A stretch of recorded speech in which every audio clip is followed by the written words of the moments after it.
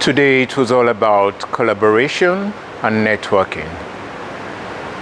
It became clear that this group of CSO, their power to make a change for children came from collaborating and networking together.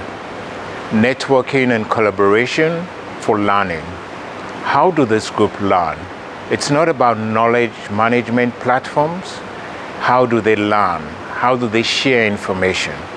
We have to discover how to appropriately share information and learn from each other, because there's a richness in the work that they're doing. The second issue about collaboration is how can we collaborate as a group for financing? How do we go as a group and ask donors to finance critical issues? How can we be allies between colleagues in the North, NGOs in the North and CSOs, and NGOs in the South? The South, you have the knowledge. You're working with the children. You're working with the community. The North, you have the doors open. You know where to go. You know the language to speak to the donors. How do we pull all of that together to make a change and good for children? Another point for collaboration is around advocacy. Together we're strong. People talk about the close and space for CSOs. Together we're strong. Different NGOs and different CSOs in different countries advocating around the same issues, sharing information of how to navigate the space when the space is being closed politically. Together we are strong if we can do it together. My final point is on survival-led activities and engagement. How can we do that?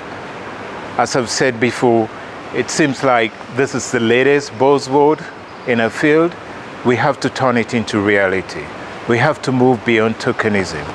We have to ensure that actually we are principled. What are the principles we should follow?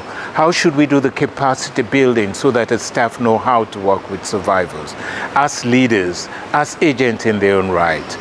How do we ensure actually that we respect their views? How do we hold the self accountable? How do we manage expectation?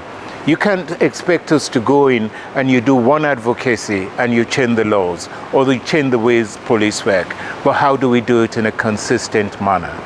And finally, actually, in the room today, as colleagues were talking, it was very clear that the CSOs in the South are the ones who are going to transform the way we work on decolonization, on localization, because they know what to do, they know the culture, they know how to go about it. It's not a rhetoric to them.